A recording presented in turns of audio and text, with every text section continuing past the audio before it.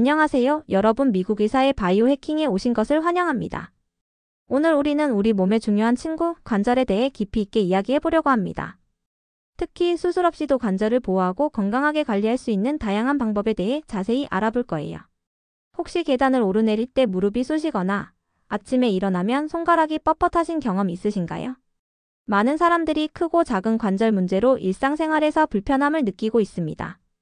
관절 건강은 단순히 움직임의 문제가 아니라 우리 삶의 질 전체에 큰 영향을 미치는 중요한 요소입니다.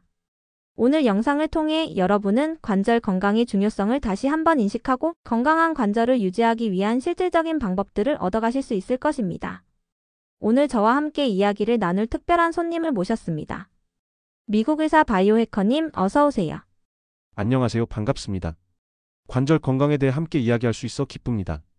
저는 미국에서 활동하는 전문의이자 바이오 해커로 기술과 혁신적인 방법을 활용해 건강을 최적화하는 데 깊은 관심을 가지고 있습니다. 특히 관절 건강은 우리 삶의 질을 크게 좌우하는 부분이니 오늘 이야기가 많은 분들에게 도움이 되길 바랍니다. 바이오 해커님, 오늘 정말 기대가 됩니다. 먼저 관절 건강이 왜 중요한지에 대해 좀 더 자세히 설명해 주실 수 있을까요? 많은 분들이 관절은 그냥 움직이게 해주는 부분 아닌가? 라고 생각할 수도 있을 것 같아요. 좋은 질문입니다. 물론 관절은 우리 몸의 움직임을 가능하게 하는 핵심 구조입니다. 건강한 관절은 활동적인 생활을 유지하게 도와주며 이는 심혈관 건강, 뼈 건강, 심지어 정신 건강에도 긍정적인 영향을 미칩니다. 특히 관절 건강이 좋으면 나이가 들어도 활동적으로 지낼 수 있어 장수와 젊음을 유지하는 데 큰 도움을 줄 수 있습니다. 연구에 따르면 관절 건강이 좋으면 만성 질환 위험을 줄이고 더 오래 건강하게 살 가능성이 높아집니다. 예를 들어 관절이 건강하면 하이킹, 테니스, 손주와 놀아주는 것 같은 활동을 계속할 수 있어 삶의 질이 높아지고 젊음을 느끼게 됩니다. 반대로 관절 통증이나 뻣뻣함은 활동성을 제한하고 이는 우울감이나 고립감으로 이어질 수 있습니다. 그래서 오늘은 이러한 관절 건강을 어떻게 유지하고 비수술적으로 관리할 수 있는지에 대해 자세히 이야기해 보려고 합니다. 정말 공감됩니다. 관절이 아프면 하고 싶은 것도 제대로 할 수 없게 되니까요. 그렇다면 많은 분들이 궁금해하실 텐데 운동이 관절 건강에 어떤 영향을 미치는지 자세히 알려주시겠어요? 운동하면 관절이 닳는다는 이야기도 있어서 걱정하는 분들이 많거든요. 네, 좋은 질문입니다. 실제로 운동은 관절 건강에 큰 도움을 줍니다. 흔한 오해지만 운동이 관절염을 유발한다는 증거는 없습니다. 오히려 규칙적인 신체 활동은 관절 주변 근육을 강화하고 관절 윤활을 촉진하며 혈류를 증가시켜 산소와 영양소를 공급합니다. 예를 들어 하버드 헬스 연구에서는 운동이 관절을 보호하고 통증을 줄이는 데 효과적이라고 밝혔습니다. 하지만 운동 종류가 중요합니다. 저강도 활동, 예를 들어 수영, 사이클링, 걷기는 관절에 무리를 주지 않으면서도 유연성과 강도를 유지합니다. 근력 운동도 관절 안정성을 높이는 데 도움을 주지만 고강도 운동이나 잘못된 자세는 관절에 부담을 줄 수 있으므로 적절한 운동을 선택하고 전문가와 상담하는 것이 중요합니다. 예를 들어 수영은 물의 부력 덕분에 관절에 가해지는 부담을 최소화하면서도 전신 근력을 강화할 수 있는 훌륭한 운동입니다. 걷기 역시 특별한 장비 없이 언제 어디서든 할 수 있는 안전하고 효과적인 운동이죠. 그렇군요. 운동이 관절에 꼭 나쁜 것만은 아니라는 것을 알게 되었습니다. 그런데 의외로 많은 분들이 간과하는 것이 수면이라고 생각하는데요. 수면은 관절 건강과 어떤 관련이 있나요? 네, 수면은 종종 간과되지만 관절 건강을 유지하는 데 필수적입니다. 수면 중 우리 몸은 조직을 복구하고 염증을 줄이며 이는 관절 통증 관리에 도움을 줍니다. 연구에 따르면 수면 부족은 염증을 증가시켜 관절 통증을 악화시킬 수 있으며 이는 악순환을 초래할 수 있습니다. 예를 들어 슬리프 저널에 발표된 연구에서는 수면 부족이 통증 민감도를 높인다고 밝혔습니다. 따라서 매일 7에서 9시간의 양질의 수면을 목표로 하고 규칙적인 수면 루틴을 유지하는 것이 중요합니다. 관절 통증으로 잠을 잘 못 자는 경우 따뜻한 목욕이나 전기 담요를 사용하는 것도 도움이 될 수 있습니다. 잠자리에 들기 전 스트레칭이나 기도, 명상을 하는 것도 숙면에 도움이 될 수 있습니다. 정말 수면이 부족하면 통증에 더 민감해진다는 점이 놀랍네요. 역시 잘 자는 것도 관절 건강을 위해 매우 중요하군요. 그렇다면 식단은 관절 건강에 어떤 영향을 미칠까요? 어떤 음식을 먹어야 하고 피해야 할 음식은 무엇인가요? 식단은 관절 건강에 큰 영향을 미칩니다. 항염증 식품이 핵심입니다. 예를 들면 연어, 정어리 같은 생선은 오메가3 지방산이 풍부해 염증을 줄이고 관절 통증을 완화하는 데 도움을 줍니다. 항산화제가 많은 딸기, 체리, 잎채소 같은 과일과 채소는 세포 손상을 보호하고 관절 기능을 지원합니다. 또한 강화 식물성 우유나 치즈 등 비타민 D와 칼슘이 풍부한 음식은 뼈 건강을 강화하여 관절을 지탱합니다. 체중 관리도 중요하며 건강한 식단은 관절 스트레스를 줄이는 데 도움을 줍니다. 반면 가공식품, 정제설탕, 포화지방은 염증을 증가시킬 수 있으므로 피하는 것이 좋습니다. 알코올과 과도한 카페인은 탈수를 유발해 관절 윤활에 영향을 미칠 수 있으니 적당히 섭취하세요. 대신 카레에 들어있는 커민이나 생강, 녹차 같은 항염증 성분이 있는 음식을 추가하면 좋습니다. 예를 들어 항염증 식단을 구성하려면 연어와 같은 기름진 생선을 일주일에 2번에서 3번 섭취하고 시금치나 브로콜리와 같은 녹색 채소를 충분히 섭취하는 것이 좋습니다. 간식으로는 아몬드나 호두와 같은 견과류가 좋습니다. 이러한 음식들은 관절 건강에 필수적인 영양소를 제공하고 염증을 줄여줍니다. 네, 식단 조절도 정말 중요하군요. 그런데 관절 질환에도 여러 종류가 있다고 들었어요. 류마티스성 관절 질환과 비류마티스성 관절 질환은 어떻게 다른가요? 좋은 질문입니다. 류마티스성 관절 질환은 주로 면역 체계 이상으로 인해 관절에 염증이 발생하는 질환을 말합니다. 예를 들어 류마티스 관절염, 루푸스 건선성 관절염 등이 있습니다. 이 질환들은 여러 관절에 영향을 미치며 만성적인 통증과 기능 장애를 초래할 수 있습니다. 간단히 말해 우리 몸의 방어 시스템이 잘못 작동해서 자기 자신을 공격하는 거죠. 그렇군요.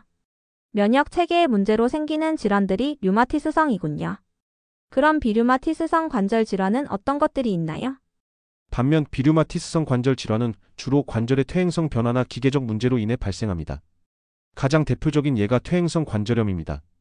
이 질환은 관절에 연골이 닳아서 통증과 기능 장애가 발생하는데요. 나이가 들면서 흔히 생기는 질환이라고 할 수 있지만 젊은 사람들도 부상으로 인해 걸릴 수 있습니다. 퇴행성 관절염이 비류마티스성이군요. 많은 분들이 관절 건강을 위해 보충제를 드시는데 효과가 있는지도 궁금해요. 특히 글루코사민과 콘드로이틴은 많이 들어봤는데 정말 도움이 되나요? 네, 글루코사민과 콘드로이틴은 관절 건강 보충제 중에서 가장 많이 사용되는 것들 중 하나입니다. 몇 년 전 나온 연구에서는 무릎 관절염 환자들에게 글루코사민과 콘드로이틴을 복용했을 때 통증이 약간 줄어들었지만 그 효과가 실제로 의미 있는 수준인지 확실하지 않다고 결론졌습니다. 하지만 일부 연구에서는 특정 환자들에게는 통증이 줄어드는 효과가 있었다고도 합니다. 따라서 모든 사람에게 효과가 있는 것은 아니지만 어떤 사람들에게는 도움이 될 수 있습니다. 그렇군요. 글루코사민과 콘드로이틴이 모든 사람에게 다 효과가 있는 건 아니지만 일부에게는 도움이 될 수 있다는 거네요. 다른 보충제는 어떤 것들이 있을까요? 또 다른 보충제로는 카레에 들어가 있는 커민이 있습니다. 한 연구에서는 무릎 관절염 환자들에게 커민을 복용했을 때 가짜 약을 복용한 그룹에 비해 관절 통증이 줄어들었다고 보고되었습니다. 하지만 복용량과 빈도, 제형에 따라 효과가 달라질 수 있으니 더 많은 연구가 필요합니다. 일반적으로는 500에서 1500mg을 하루에 3개월 정도 복용하는 것이 추천됩니다. 오메가3도 관절 건강에 도움이 될 수 있습니다. 2020년 연구에서는 관절염 환자들에게 4개월 동안 오메가3를 복용했을 때 관절염 특유의 통증이 유의미하게 줄어들고 전반적인 웰빙이 향상되었다고 보고되었습니다. 미국 국립보건원에서는 남성에게는 하루 1600mg, 여성에게는 1100mg의 오메가3를 섭취하는 것을 권장합니다. MSM도 주목받고 있습니다. 한 연구에서는 참가자들에게 12주 동안 MSM을 복용했을 때 무릎 통증과 전반적인 웰빙이 가짜약인 플라세보에 비해 유의미하게 개선되었다고 보고되었습니다. 일반적으로 1500mg에서 2600mg까지의 용량이 사용되었습니다. 관절염 통증 완화에 도움이 될 수 있습니다. 2020년 동물 연구에서는 보스웰리아산이 관절염 통증을 완화하고 연골 보호에 도움이 된다고 보고되었습니다. 하지만 인간에 대한 더 많은 연구가 필요합니다. 일반적으로 250에서 500mg의 보스웰리아 세라타를 하루 2에서 3회 복용하는 것이 추천됩니다. 정말 다양한 보충제들이 있네요. 하지만 보충제는 의사와 상담하고 복용하는 것이 안전하겠죠? 그렇습니다. 보충제는 미국 식품의 약국 승인을 받지 않았으므로 의사나 영양사와 상담한 후에 사용하는 것이 안전합니다. 특히 항응고제를 복용 중이라면 상호작용이 있을 수 있으므로 주의해야 합니다. 또한 신뢰할 수 있는 판매처에서 구매하고 라벨을 꼼꼼히 읽는 것이 중요합니다. 네, 알겠습니다. 이제 비류마티스성 관절 질환, 특히 퇴행성 관절염의 비수술적 관리 방법에 대해 자세히 알아볼까요? 수술 없이도 관절을 관리할 수 있는 방법들이 많이 있다고요? 네, 비류마티스성 관절 질환, 특히 퇴행성 관절염을 관리하는 비수술적 방법은 다양합니다. 하나씩 자세히 설명드리겠습니다. 우선 물리치료는 근력 강화와 스트레칭 프로그램을 통해 이동성을 개선하고 뻣뻣함을 줄이는 데 초점을 맞춥니다. 예를 들어 무릎 퇴행성 관절염 환자에게는 무릎 주변 근육을 강화하는 운동이 중요합니다. 초기 단계의 퇴행성 관절염 환자에게 특히 유용하며 관절 스트레스를 줄이는 데 도움을 줍니다. 많은 연구에서는 물리치료가 관절을 보호하고 통증을 줄이는 데 효과적이라고 밝혔습니다. 주의사항으로는 초기 단계에서 시작하는 것이 중요하며 과도한 운동은 오히려 관절에 무리를 줄 수 있으니 전문가와 상담하세요. 물리치료가 초기 퇴행성 관절염에 특히 효과적이라는 점이 인상적이네요. 다른 비수술적 치료법은 어떤 것들이 있나요? 다음은 마사지입니다. 완화와 이동성 개선에 도움이 될 수 있습니다. 특히 비수술적 시도 중 하나로 다른 치료법과 병행하면 효과적일 수 있습니다. 연구에서는 마사지가 관절염 환자의 통증과 기능을 개선하는 데 도움이 된다고 보고되었습니다. 하지만 증거는 다양하며 모든 환자에게 동일한 효과를 보장하지는 않습니다. 따라서 전문가와 상담한 후 시도하는 것이 중요합니다. 예를 들어 스웨덴식 마사지가 무릎 퇴행성 관절염 환자의 통증을 줄이는 데 효과적일 수 있습니다. 침술도 일부 환자에게 통증 완화에 도움이 될 수 있지만 증거는 혼합되어 있습니다. 2017년 연구에서는 침술이 무릎 퇴행성 관절염 환자의 통증을 줄이는 데 효과적이라고 보고되었지만 다른 연구에서는 명확한 효과를 보이지 않았습니다. 개인에 따라 반응이 다를 수 있으므로 시도해볼 가치는 있지만 기대를 너무 높이지는 않는 것이 좋습니다. 예를 들어 침술은 관절 주변의 특정 지점에 바늘을 꽂아 통증을 줄이는 데 도움을 줄 수 있습니다. 마사지나 침술은 통증 완화에 도움이 될 수 있지만 효과는 개인차가 있을 수 있다는 말씀이시군요. 약물 치료는 어떤 것들이 있나요? 좋은 질문입니다. 항염증 약물, 특히 엔세드라 불리는 피스테로이드성 항염증제는 관절 통증과 염증을 완화하는 데 널리 사용됩니다. 예를 들어 이부프로펜이나 나프록센은 퇴행성 관절염화 RA 환자의 통증을 줄이는 데 효과적입니다. 하지만 위장 문제나 신장 손상 같은 부작용이 있을 수 있으므로 최소한의 기간 동안 사용하는 것이 중요합니다. 한 클리블랜드 클리닉 연구에서는 엔세드가 퇴행성 관절염 환자의 통증을 효과적으로 관리할 수 있지만 장기적인 사용은 피해야 한다고 조언했습니다. 그렇군요. 그럼 코르티코스테로이드 주사는 어떤가요? 염증이 심할 때 많이 맞는 걸로 알고 있는데요. 코르티코스테로이드 주사는 관절 염증을 타겟으로 통증을 줄이는 데 효과적입니다. 특히 무릎 퇴행성 관절염 환자에게 자주 사용되며 반복적으로 사용 가능합니다. 하지만 과도한 사용은 관절염 진행을 가속화하고 다른 부작용을 야기할 수 있으므로 주의해야 합니다. 메이오 클리닉에 따르면 코르티코스테로이드 주사가 단기적인 통증 완화에 효과적이지만 장기적인 관절 건강에는 부정적인 영향을 미칠 수 있다고 언급했습니다. 예를 들어 무릎에 주사를 맞으면 몇 주 동안 통증이 줄어들 수 있습니다. 히알루론산 주사는 어떤 효과가 있나요? 이것도 무릎에 많이 맞는 주사로 알고 있습니다. 히알루론산 주사는 관절 윤활을 개선하는 데 특히 효과적이며 무릎 퇴행성 관절염 환자에게 자주 사용됩니다. 학계에서는 이 주사가 무릎 통증을 줄이고 기능을 개선하는 데 도움이 된다고 보고되었습니다. 하지만 모든 환자에게 동일한 효과를 보장하지는 않으며 여러 번의 주사가 필요할 수 있습니다. 예를 들어 3에서 5주 동안 주사를 맞는 경우가 많습니다. PRP 주사라는 것도 있던데요. 이건 어떤 치료법인가요? PRP는 환자의 혈액에서 추출한 혈소판이 풍부한 부분을 관절에 주입하는 방법입니다. 이는 완화 지속 기간이 예측 불가능하지만 일부 환자에게는 통증 완화와 기능 개선에 도움이 될 수 있습니다. 어떤 연구에서는 PRP가 무릎 퇴행성 관절염 환자의 통증을 줄이는 데 효과적이라고 보고되었지만 보편적 권장은 아직 아닙니다. 예를 들어 PRP는 관절 내 염증을 줄이고 치유를 촉진할 수 있습니다. 재생의학 기술이라는 것도 있던데 줄기세포 치료 같은 건가요? 재생의학 기술은 자가 조건 혈청이나 세포 치료를 포함하며 대부분 증명되지 않았습니다. 예를 들어 줄기세포 치료는 관절 재생 가능성을 제시하지만 미국 식품의약국 승인을 받지 않은 상태이며 현금 기반으로 제공되는 경우가 많습니다. 최근 연구에서는 줄기세포가 퇴행성 관절염 환자의 연골 재생을 돕는 잠재력이 있다고 보고되었습니다. 따라서 신중하게 고려해야 합니다. 압박 붕대나 브레이스, 신발 밑창 같은 보조기구들도 도움이 될까요? 네, 이들은 관절을 지원하고 체중을 재분배하여 압력을 줄이는 데 필수적입니다. 2024년 연구에서는 신발 밑창이 퇴행성 관절염 환자의 발 통증을 줄이는 데 효과적이라고 보고되었습니다. 또한 브레이스는 관절 안정성을 높여 일상 활동을 돕습니다.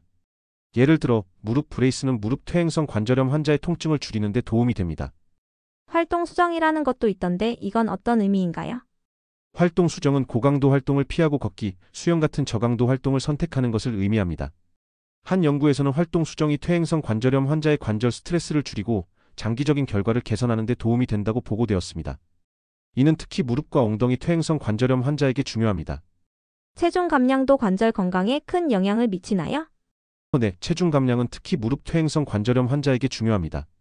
과체중은 관절 스트레스를 증가시키며 소량의 체중 감량만으로도 증상을 크게 개선할 수 있습니다. 많은 연구에서는 체중 감량이 류마티스성 관절염 환자의 병태 활동을 개선하고 퇴행성 관절염 환자의 통증을 줄이는 데 효과적이라고 보고되었습니다. 엑소존 기기라는 것도 소개되어 있던데요. 엑소짐은 하이브리드 의료기기로 관절을 지원하고 압력을 분산시켜 통증을 줄이는 데 도움이 됩니다. 한 연구에서는 엑소좀이 퇴행성 관절염 환자의 발 통증을 줄이고 기능을 개선하는 데 효과적이라고 보고되었습니다. 이 기기는 특히 발과 발목 질환에 사용되며 개인 맞춤형으로 제작됩니다. 마지막으로 줄기세포 치료에 대해서도 궁금합니다. 이건 아직 많이 사용되지는 않는 것 같은데요. 줄기세포 치료는 아직 실험적인 단계지만 관절 재생 가능성을 제시합니다. 학계에서는 줄기세포가 퇴행성 관절염 환자의 연골 재생을 돕는 데 잠재력이 있다고 보고되었습니다. 하지만 미국 식품의약국의 승인을 받지 않은 상태이며 현금 기반으로 제공되는 경우가 많습니다. 따라서 신중하게 고려해야 합니다.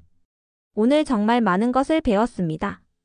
바이오해커님, 오늘 유튜브를 통해 관절 건강에 대해 심도 있는 이야기를 나누어 주셨는데요. 마지막으로 관절 통증으로 고생하고 계신 시청자분들에게 꼭 해주고 싶은 말씀이 있다면 부탁드립니다. 네, 먼저 정확한 진단을 받는 것이 중요합니다. 류마티스성 질환인지 비류마티스성 질환인지에 따라 관리 방법이 다르기 때문입니다. 그리고 규칙적인 운동과 체중 관리를 통해 관절 건강을 유지하는 것이 중요합니다. 만약 통증이 심하거나 지속된다면 반드시 전문의와 상담하세요. 요즘에는 수술적 치료법도 많이 발전하고 있지만 많은 환자들이 비수술적 방법으로도 충분히 관절 건강을 관리할 수 있습니다. 그리고 최신 기술의 도입으로 더 많은 선택지가 생기고 있습니다. 따라서 환자들은 자신의 상태와 필요에 맞는 최적의 치료법을 선택할 수 있도록 전문의와 충분히 상담하는 것이 중요합니다. 감사합니다, 바이오해커님. 오늘 많은 것을 배웠습니다. 여러분도 관절 건강에 대해 더 알아보시고 필요시 전문가와 상담하시길 바랍니다. 그럼 다음에 또 만나요. 감사합니다. 건강한 하루 되세요.